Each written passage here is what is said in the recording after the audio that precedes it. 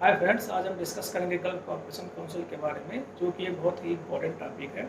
अगर हम gulf cooperation council की बात करें तो इसमें हम देखते हैं कि इसमें स्पेशली जो है 6 देश आते हैं, जैसे कि Kuwait, Qatar, Oman, Saudi Arabia, Bahrain और यूएई। अगर हम इसके हेडक्वार्टर की बात करें तो इसमें हम देखेंगे कि इसका हेडक्वार्टर सऊदी अरबिया की राजधानी रियाद में सिचुएटेड है।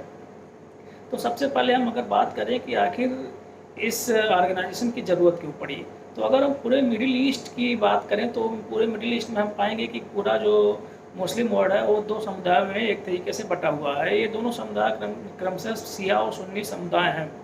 अगर हम गल्फ कोऑपरेशन काउंसिल की बात करें तो इसमें हम पाएंगे कि इसमें जो मेजॉरिटी के देश हैं, इसमें ज़्यादातर देश सुन्नी मुसलमान हैं और इनके प्रभुत्व को कम करने के लिए ईरान हमेशा से प्रयासरत रहता है। इन देशों में एक तरीके से मोनार्की है, राजा का शासन है, यहाँ पे कोई चुनाव नहीं होता है। 6 देश राजशाही के देश हैं और इसके विपरीत अगर हम देखें तो पूरे वर्ल्ड में जो शिया समुदाय का प्रतिनिधित्व करता है वो ईरान है।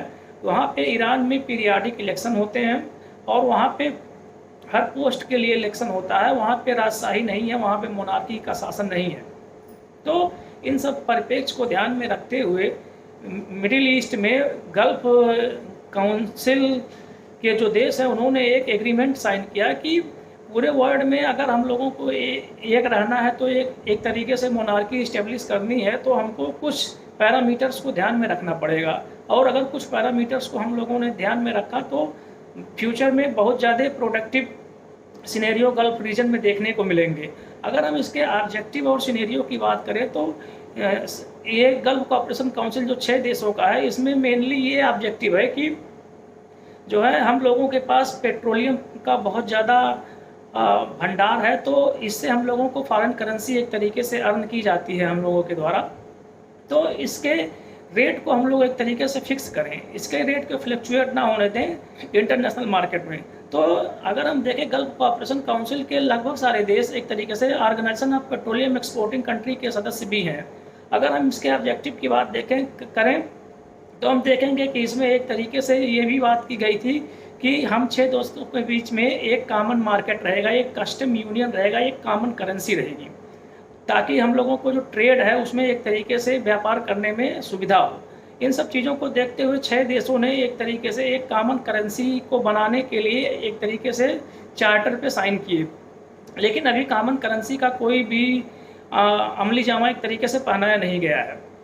तो उसमें हम देखें कि उसके बाद अगर हम देखते हैं तो सन 2011 की बात करें तो अरब बसंत नाम से एक रिवोल्यूशन आया था जो कि ट्यूनीशिया से शुरुआत हुआ था। उसने कई देशों की शासन सत्ता को एक तरीके से ध्वस्त कर दिया था। हुस्नी मुबारक इजिप्ट के उस समय प्रेसिडेंट थे, वो 20 साल से ज़्यादा के प्रेसिडेंट थे, लेकिन वो अरब बसंत ने उनकी सत्ता को एक तरीके से धराशायी कर दिया और उनको टॉपल कर दिया। और ये सीरिया में भी पहुंचा, वहाँ भी बहुत सारे लोगों को परेशानी हुई। हालांकि बशर अल असद की गवर्नमेंट को रशियन फेडरेशन ने एक तरीके से बचा लिया टॉपल होने से, और वहाँ से ये आग सुलगती हुई एक तरीके से गल्फ देशों के पास भी पहुँच रही थी और ईरान एक तरीके से इसमें प्रॉब्लम क्रिएट कर रहा था। अगर हम गल्फ काउंसिल के देशों की बात करें तो अगर हम यूएई को ले लें या बहरीन को ले लें तो इसमें हम देखते हैं कि इसमें बहुत सारे रीजन ऐसे हैं जहाँ शिया मुसलमान जाते हैं। तो इन शिया मुसलमानों को हमेशा से प्रमोट एक तरीके से ईरान करता रहा है।